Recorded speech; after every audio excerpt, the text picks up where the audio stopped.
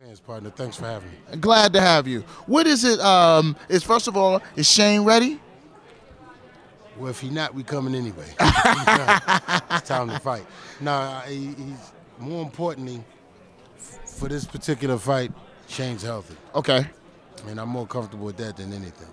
Is it a different way that you have to train him as he gets older?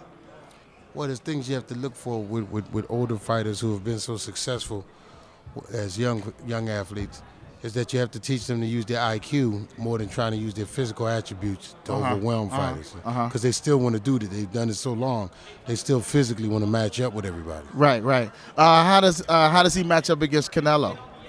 Well, like I said, his IQ far exceeds Canelo. Right. And that's what he has to fight with. You know, he can't match. You can't be 21. Nobody's going to be 21 again. Yeah. We can talk all that the new 30s, all that new nonsense. Right. It's just madness. Right. God has us going in a direction for a particular reason, and we're going to go in that direction whether we want to or not. Yeah. You know, dyeing our hair and covering the gray and all that nonsense. We can pretend as much. We can fool the people, but we won't fool time. Right. You're right about that. But what we do, every time you step in the ring competitively, you either take punishment or you take experience. And for those who've done it as long as him, they've gained and obtained a large amount of experience. And now it's time to apply that. Naazim Richardson, Sugar Shane's trainer, is with me right now. What is the most joy that you get out of training a fighter? You like to see a plan come together when you see an athlete that trusts you and stays with the game plan, and then y'all can watch it develop into something special, especially from a starting point at the beginning of the camp. I'm not one of those guys that believe that the guys got to come to camp. You see guys putting on weight to go to camp because they think camp is about losing weight. Yeah. And that's where a lot of fighters are getting lost in today's market. They're just going to camp to lose weight. But when you can actually structure a plan together and then teach it to the athlete and then have them trust you to carry it out. How important is the nutrition? It's the human body is not built for the sport. By nature. Really?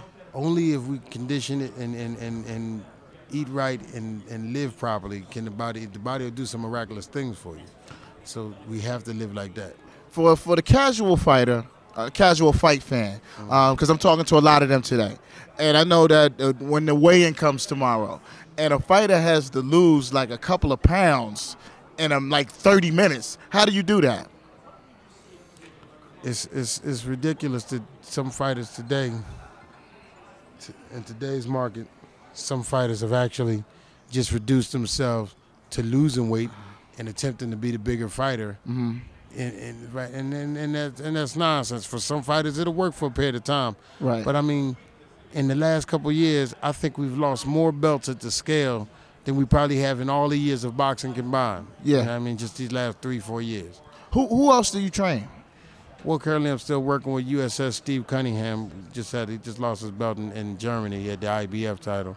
And I just had a bad outing with Bernard Hopkins. Yeah. And I've made the future of the game. I feel as though my young cousin, Carl Dynamite Dargan, who's the UVO lightweight champion. Now Bernard is 47, man. Is it over? Or because I mean he looked well. He looked well, but but like you talk about father time, it's father time.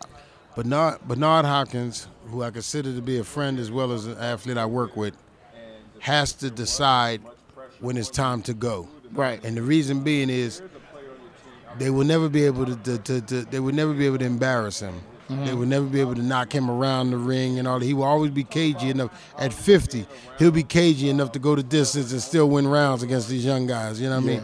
So, but he may never have the physical attributes to win the fights. Yeah. So his style of boxing, it might not be a place for his style of boxing in today's market. Yeah. A crafty, safety-first approach. Not when you're going to get Victor Ortiz and Andre Berto to stick their chins in the air and they're just going to fight. Right. And MMA is biting on the heels of boxing where we just want to see guys get knocked out. Yeah. Well, Naazim, I appreciate you spending some time with me. That's really good. And good luck on Saturday night. I appreciate you having me, man. Thank you for your time and your patience. Yes, sir. Naazim Richardson, Sugar Shane Mosley's trainer right here on WPGC 95.5.